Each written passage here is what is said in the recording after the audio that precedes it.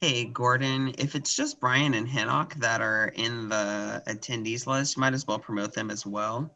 Yep.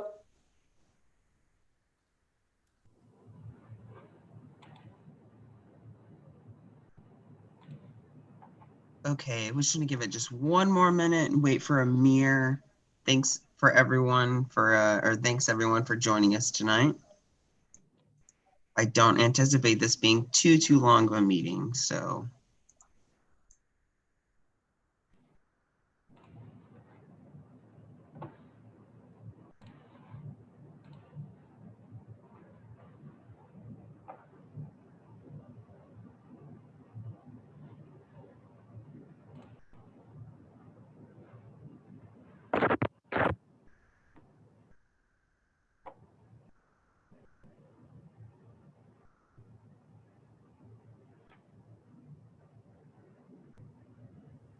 Okay, and it looks like Amir is in the attendee list. So we will go ahead and get started. Thanks everyone for attending the first public safety and ABC meeting of the year. We are the committee that deals with public safety as well as alcohol beverage licensing. Um, so typically we will be going through settlement agreements and hearing about what new restaurants or taverns or what have you, anything that comes through ABRA will come through this committee. And then of course, we like to have feedback from our local police. So typically we will start with our police, give a community safety and neighborhood community safety report, and then we'll go on to regular business. First, I'd like to introduce myself, Japer Bowles. I'm the chair of the ABC committee. I'm also the single member district for 1C07, and that is the west side of the Reed Cook neighborhood, essentially the east side of 18th Street. I am joined here with two other commissioners, the chair of the commission, Amir Rani, if you'd like to wave, Amir, and then Fiona Clem, who is the secretary, if you'd like to wave. Thanks.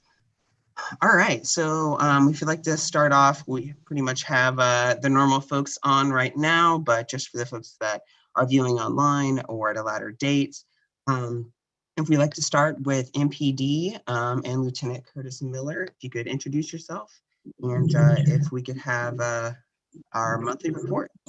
Thank you. Yeah, good evening, Lieutenant Curtis Miller. I can imagine we've had an interesting week, to say the least. The main thing, I guess, sorry, turn my radio down. The main thing, I guess, maybe on everybody's mind is with the upcoming inauguration. We are at full deployment, so we'll have enough members to still service the community as they reevaluate and reassess their deployments for downtown. We're still going to have enough resources for the district, so that shouldn't be a problem. Like to encourage everybody as we see an increase in police presence around the city. Please just be vigilant. Call 911 whenever you see suspicious activity or anything you feel like might be suspicious. We're getting a lot of calls for packages all over the city, finding boxes of fireworks and other things. But don't hesitate, to call and have us come out and check something out, a bag, package, or something that's left out unattended that may seem unusual. As far as just the direct community, it looks like some of the same problems we're having with vehicles. A lot of stolen vehicles from jump-ins. We've worked to try and get the Uber Eat drivers and those guys to not leave their cars running and unattended, but it's been tough. It's been difficult to get them to understand. The key fobs, even though they're with them in their pocket, the cars are still available to be stolen. So that's a problem that we're still dealing with. That's pretty much it. If you guys have any questions as far as anything specific, I know the Line Hotel had some problems earlier in December. I know Airbnb and the hotels in the city in general are working to deal with the visitors and people coming into the town for inauguration. But again, I just urge everybody to be vigilant about, just reporting suspicious activity. So. Thank you. Commissioners, community members, do we have any questions? I have a question, Japer. Thanks, Lieutenant Miller. I have a question from a constituent, so I'm not going to say that I know if this is factual information. The constituent asked about fire trucks at the bottom of Quarry and Lanier, and if there are protests and any kind of First Amendment activity on Lanier in the evenings. Is there possibly because of a city council member or somebody in the federal government? Do you know of activities on Lanier in the evening? Like right now, currently going on? This was sent to Chris Jackson, who was the commissioner before me. But so but this was sent on the 7th of January. I'm sorry. It was another. I thought I heard something. I'm trying to remember. I'm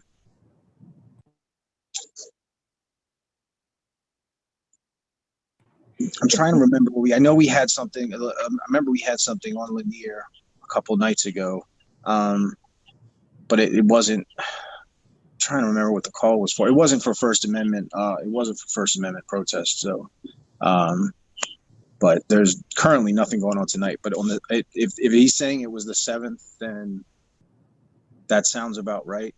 I know we had. I know we had a lot of activity, but it was north of you guys up in Columbia Heights that night. That wasn't related to any First Amendment assembly stuff. All right. Thank you. Thank you. Yeah. Yeah. I can't. I'm trying to. I just Lanier because it's not a street that I hear that comes up a lot. And I do remember this past week something, but it wasn't First Amendment related. I know that. I'd have to go back and look in my emails and find out. But it's also nothing that's concerning. Obviously, it's nothing that stands out to you that would. No, right. Yeah, I would if it was something that was ongoing and that was to be concerned. I would remember it. I think it was just a call for service that we had gotten up there. So.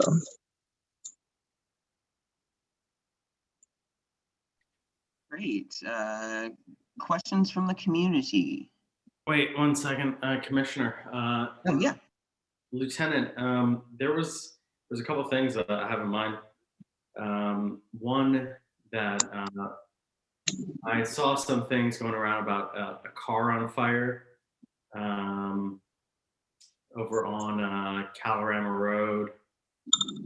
It was last week, during the day of the terrorist attack on the Capitol. Do you have any information on that?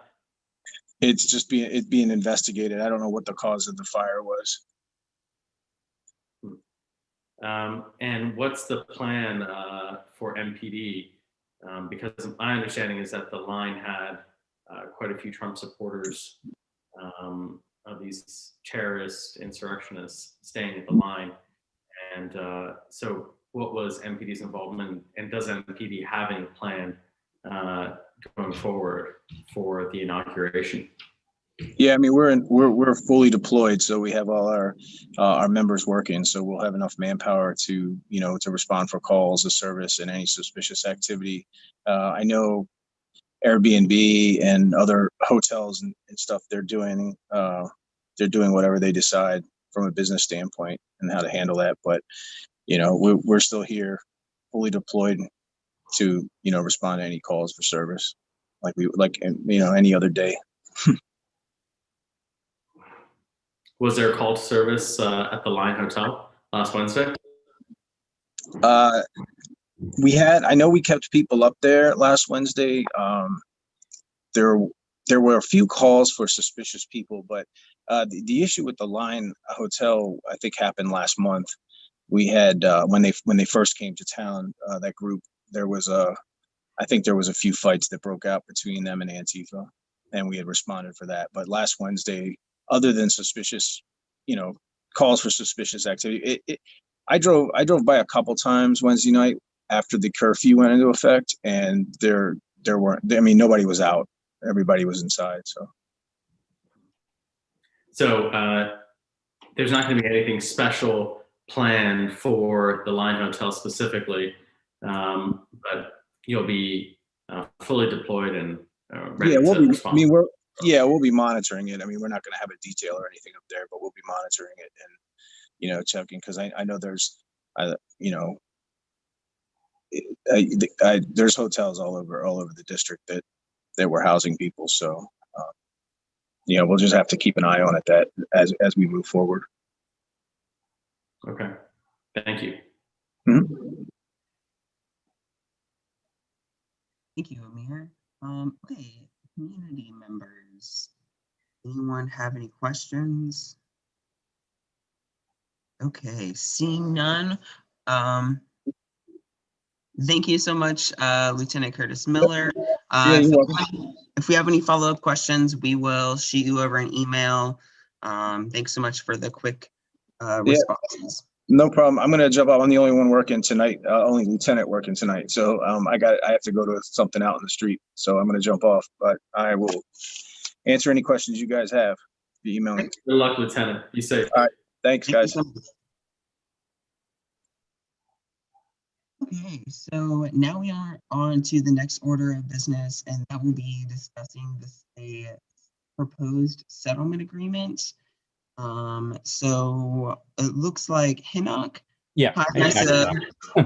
So if you would like to give us a little intro, and then in the meantime, I will find documents to screen share for us.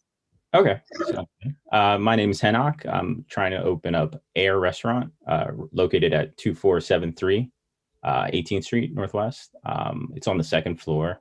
It's going to be a Southern restaurant, and just been working through this process, especially with what's going on. And we presented, I believe, our menu as well as our other attachments as far as our floor plan and what we plan on doing at the space. So just open for, any kind of suggestions or questions in regards to that.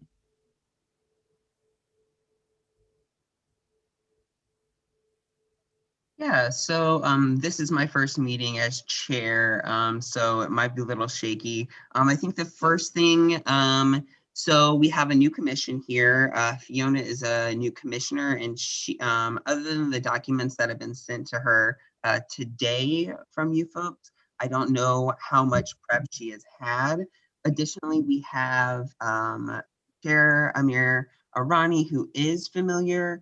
And then we also have the two neighborhood associations presidents online as well.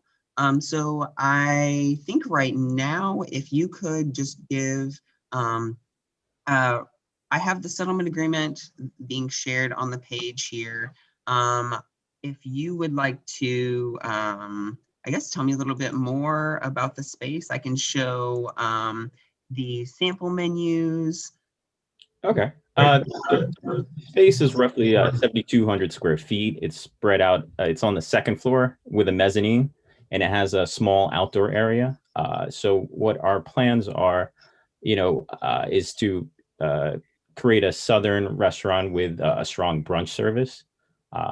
Of course, things are very different right now, but our plans are to have a takeout menu initially when we open up, and then slowly, gradually open up the space as the rules and COVID rules in the city change.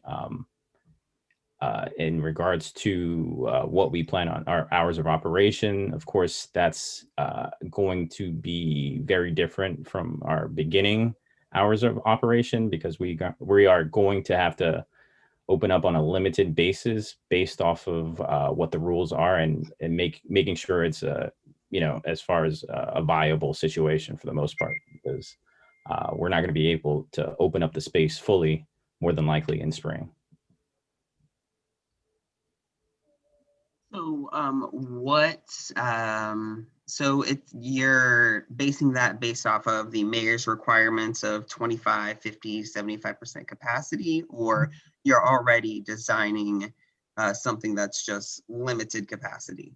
Right now, we're basing that off of what we're hearing in regards to the restaurant industry and other in the bar industry, and how they're planning to open up and allowing occupancy to go moving forward, especially since right now what we're hearing is it keeps on changing, and we have to prepare for that as well. As we can't necessarily just hire a full staff and then open up and and then the rules change dramatically, and then we have to uh, lay off people or do things of that nature that we really do not want to do starting off. So we want to start off slow and steady, and we hope we're going to get all the everything, all the documents and everything ready to roll this time in spring, so we can open up slowly but surely. Hey, that's awesome. Well, I did talk to the current commissioners on this committee, as well as the full commission, about protesting this settlement agreement, or protesting your application to come to a settlement agreement, and that's why we're here now. Essentially, we just needed more time, or I think that we just needed just a little bit more time to iron out the details, which to me is because I think overall the settlement agreement does look good. And I think we can just make a few more minor changes, and then I would like to ask the committee for their support.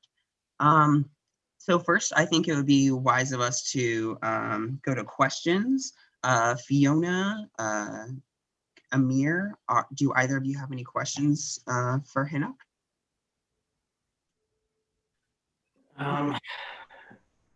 Hanok, you intend to operate I know that you're an experienced operator, I'll say that, in the district, and you've owned several establishments, including Bliss Nightclub, is that right?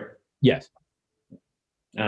Is the establishment Air going to be for all intents and purposes, a restaurant, bar, nightclub? What kind of feel, spirit? Not the alcohol license, just the feel of it. No, it's going to be a restaurant. A lot of things have changed since I started off, of course, in the events and nightclub business when I was it's in 2003 is when I first opened up.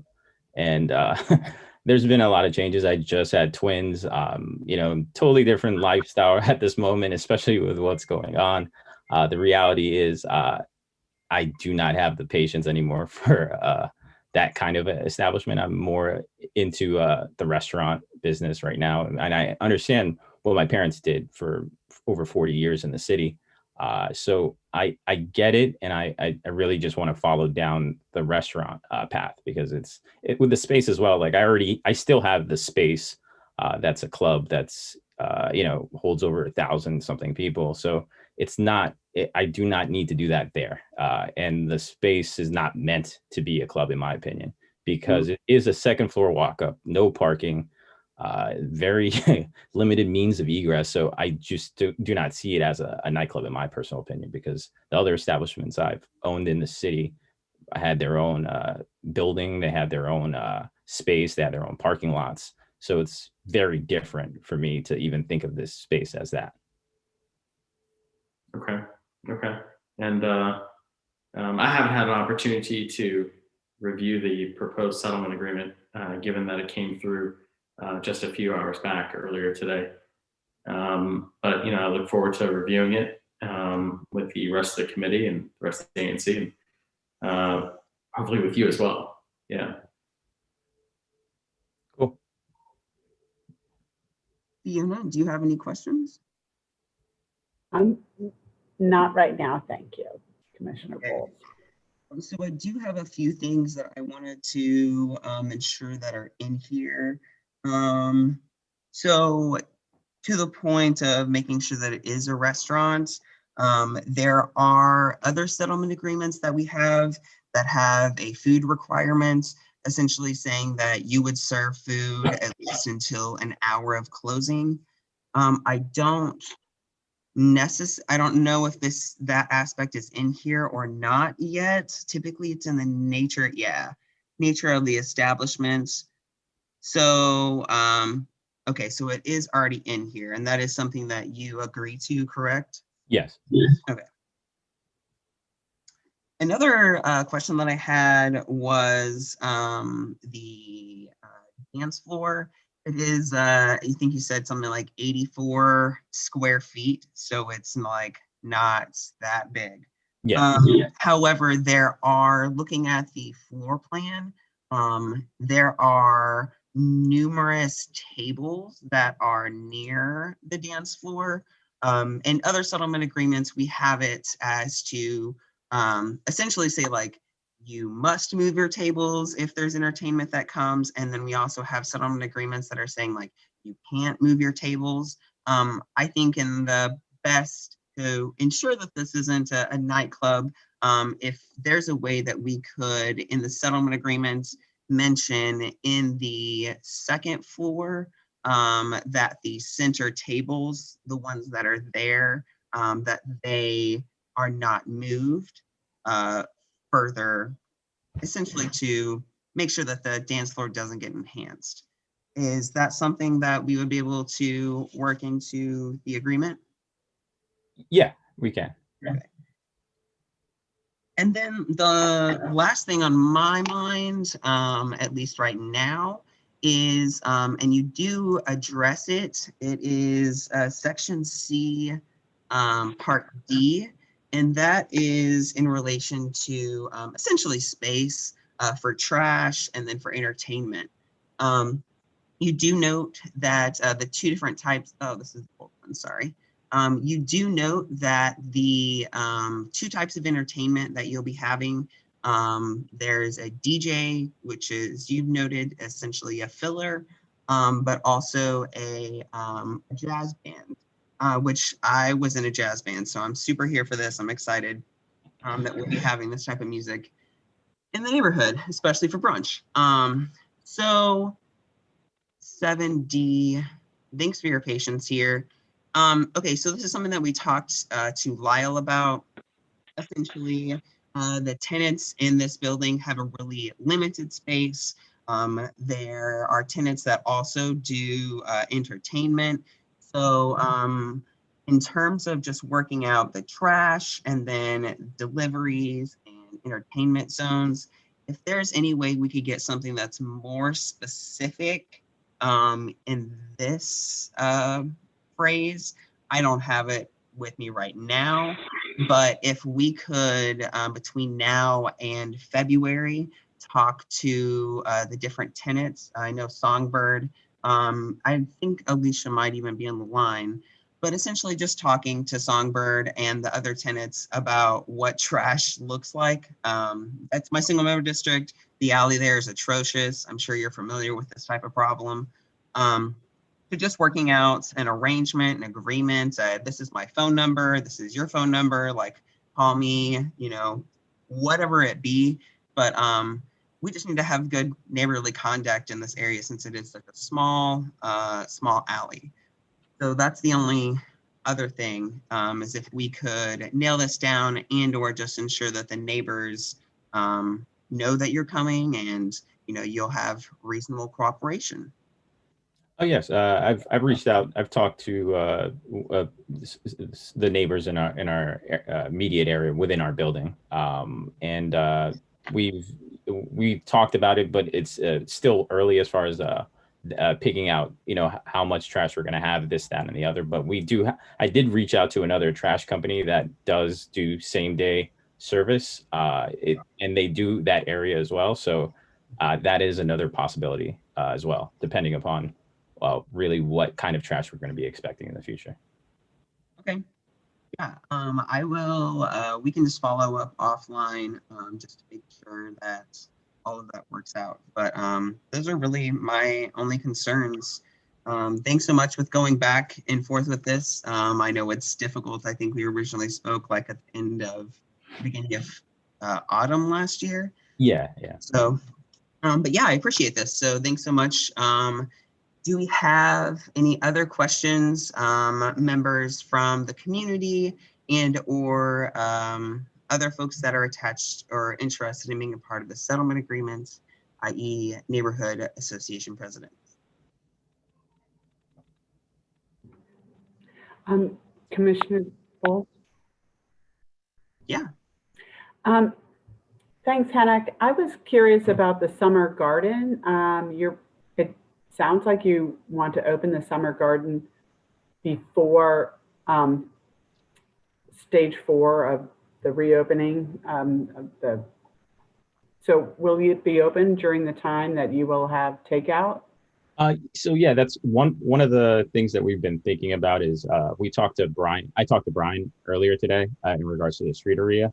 And the thing is, the challenge we're confronted with is as a second floor space, the rights in the front might be a little bit challenging because there are other businesses on the ground floor. So ideally, if we're able and there is space, we're going to try to get a streetery space right in front of the space. But if there isn't, we do have that backup plan of our outdoor area that we have within the space. I guess what I'm just curious about, so I guess some of this is really new to me. So I guess I'm just curious, what will be the agreement of operation in the community for that summer deck? Would it benefit the neighborhood to have a different agreement for use of that deck when the entire restaurant's not open, or is it all the same kind of? It would be all in the same. Okay. So yeah.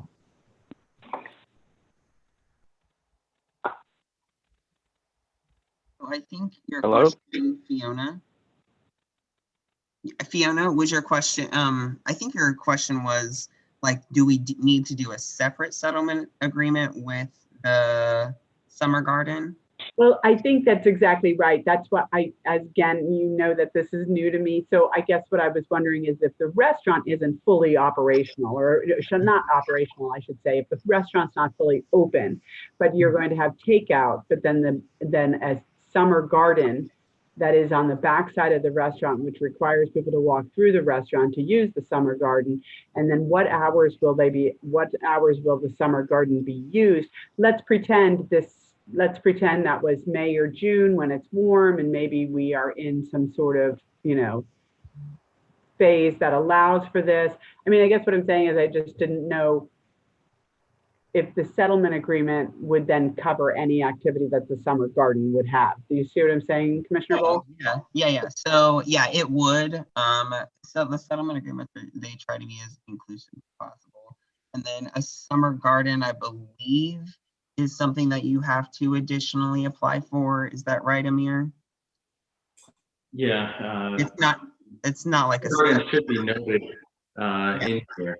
And it is, and it's in section 2. And it looks they're trying to keep this exact same hours of operation. I will note that looking at other settlement agreements, outdoor hours of operation can be different based off of our other settlement agreements. So yeah, I would like to bring and generally speaking, from around the neighborhood, the summer garden hours are tighter than the inside hours. And I will note that as something to look into. Hinnock, is that something that you all would be able to be flexible about? It seems like most of the restrictions are about an hour to 2 hours before actual indoor closing. Yeah, we can work out something on that. Does that sound about right? Hello? I mean, they're typically about an hour or 2 hours earlier. Hello, can I be heard? One moment, we're almost done with commissioner comments. Did you say, does it sound about right that it's typically 1 hour or 2 hours prior to the inside closing for the summer garden? Yes. I think we should probably think about we shouldn't commit ourselves one way or another. I don't think that's a typical closing time, but each establishment the summer garden has its own specific things. Maybe it backs up to an apartment house or something like that. So we should just be mindful of that. This one doesn't. And it is far enough north that the neighboring folks are the Line Hotel. So that's just back up on that consideration. But I think that we can definitely look at that point in the future, and it seems like Hinnock is interested in moving that point forward. Any other commissioner questions or comments?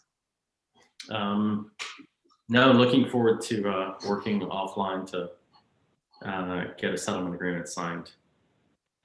Perfect. Okay. Any other? Okay. So community questions or comments?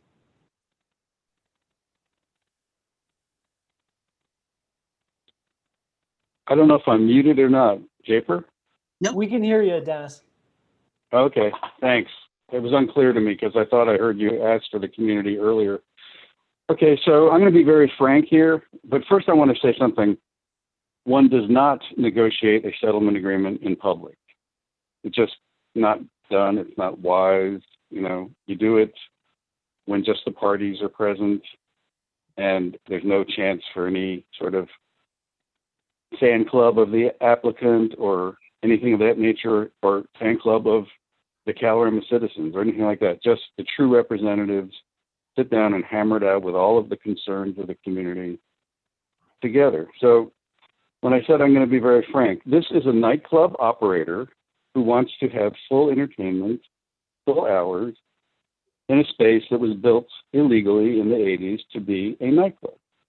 It had trouble getting a C of O for many years because it was done, the construction was done illegally. And finally, somehow, you know, they got ECRA to say it's a legal space. So as this space is operated, it's been an absolute disaster, a public safety disaster for Adams Morgan, because people who want to go to nightclubs are attracted to it, even though the two previous establishments, Chloe and the District, both held restaurant licenses. So they acted just like nightclubs, and they also were extremely unlawful. I'm not suggesting that's the case here, don't know, but there is some history involved. In the case of, I'm pretty sure it was Chloe, the young woman who got drunk over service at the establishment, drove her car south on 18th Street and through the front window of Karen Restaurant, killing a pedestrian and injuring another pedestrian. That was proved in court that the establishment was at fault. Do you have anything concerned to this applicant? This is absolutely related. It's the space that I'm talking about. The space is the same. In fact, before there was not even a dance floor, laid out. And in this one, is going so far as to put a dance floor on plan. So if we grant this, we will be at fault for leading the neighborhood down a pathway to where it was before. So the next establishment that operated there was District, and it operated for one day after a long period of closure, New Year's Eve, 5 stabbings. I'm just saying, the people who are attracted to go to nightclubs will be attracted to go to this, even though it's a restaurant license, especially if it's got a full entertainment endorsement, ability to have cover charge, late hours. It's as simple as that. And to get further, to go bring it right to this potential owner, he operates nightclub Bliss. I'm looking at his investigative history. There's a lot of problems. Simple assault, failed to follow security plan, assault with intent to kill, disorderly patrons, ADW stabbing. I'm just barely, touching those. So, okay, let's challenge him. Be a restaurant. Sign him up for a restaurant, give him restaurant hours, and let's see where that goes. But but I've been doing this for a long time, and I've heard that space talked about by many other potential operators who wanted to make it a nightclub. And some of them went away and some of them tried to do it. The fact is, it's a troublesome spot. And all the goodwill in the world, Japer, isn't going to save that. This needs to be a much more detailed agreement, with true protections for the neighborhood. And, I offered some ideas, which I've described verbally just now. No entertainment endorsement, cut back the late hours. Also, the occupancy is way too high. Way too high. 120 to be seated, but 355, occupancy. Come on, it's just going to be a big dance party. Face it. So we can't just let this glide through. It needs to be, objected to until we get a workable agreement that truly protects the neighborhood. And it will be a huge step back in the improvement that we've seen, the gradual improvement that we've seen on 18th Street over many, many years, where we've gotten quality establishments to come in. Many of them are restaurants that act like restaurants, truly do meet the food requirement. And some taverns that even meet the food requirement. One, which I believe is in the same building, another, Roofers Union. They're just a tavern. They don't have much in the way of food requirements, but they're all about food. So, bringing in a bad operator, which this one has potential to be, can really hurt the rest of the business community. So I don't want to go there, and I look forward to participating in the discussions. KCA is going to protest this, so we'll probably wind up having court-ordered mediation, but I'm glad to work on it apart from that. So that's about it for me right now. Thank you. Thank you, Mr. James. Any other folks from the community have questions or comments? Okay. With that, Amir, I don't think we should necessarily do a motion on anything. I think this was just a good discussion, and we do have just a few things that we need to nail out offline. Mm-hmm. Yeah. So, I think I would just like to adjourn. Does anyone have any questions or comments about the settlement agreement? Otherwise, so we will be working on it offline, and then Henok, you can join us at our full ANC meeting where we hopefully reach an agreement and the full commission can vote on it. And that would be on Wednesday, February 3rd at 7 p.m. Okay, sounds good. Yeah. All right. Thank you so much, everyone. Just a second, please. I just wanted to, I'm just checking something on the placard.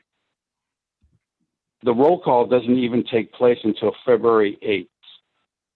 So, the ANC really cannot approve unless all parties are in agreement. But for the Calorama citizens' point of view, I think we're going to want to have achieved party status in this matter. And from what I saw from what Nick Rowland said earlier today by email, that he agreed with the suggestions that I made in a draft settlement agreement. It sounds like RCNA may also have those kind of concerns. So roll call won't have even happened before your next meeting. So there's no particular hurry.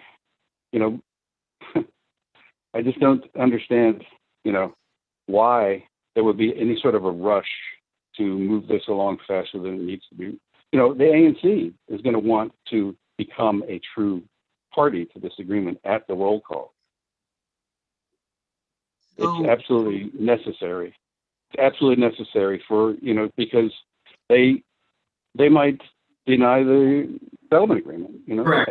So I hope that we reach a settlement agreement. The earliest time that we could adopt one is February 3rd. And, in the spirit of optimism and working with our neighbors and business operators, I hope that we can reach a settlement agreement that everyone is happy with, including the community organizations, ourselves, and Henok. But that's correct. What you're saying, that is the earliest time that we could possibly reach one. And you bring up some, good points. which is the purpose of this process.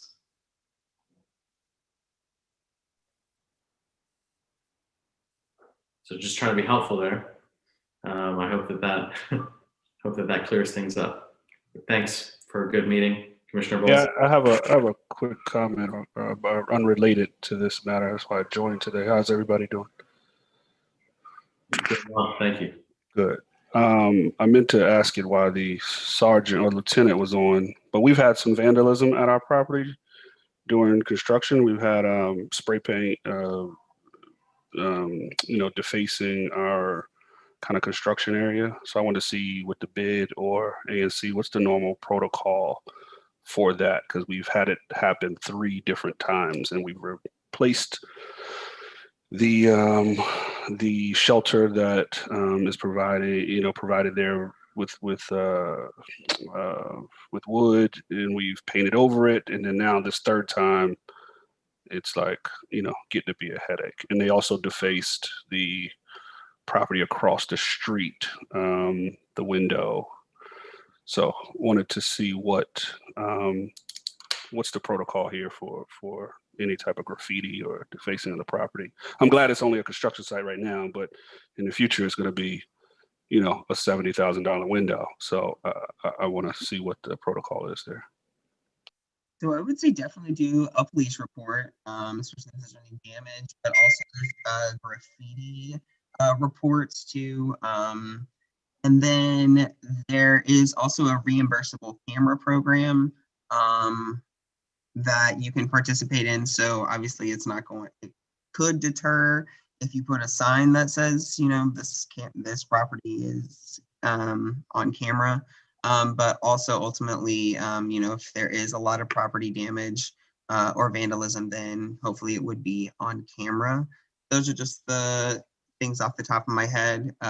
Amir, do you have anything else? I know that's your single member district. So yeah. So KJ,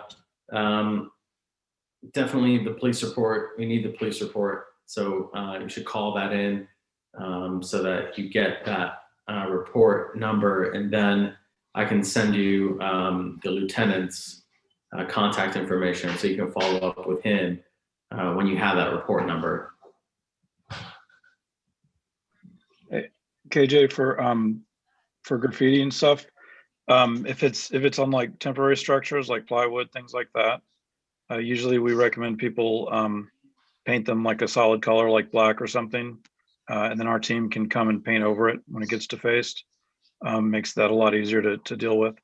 If it's graffiti on on permanent surfaces, it's a little different because I'm sure you don't want our team to find whatever color is closest to the side color of your wall and just slap it on there.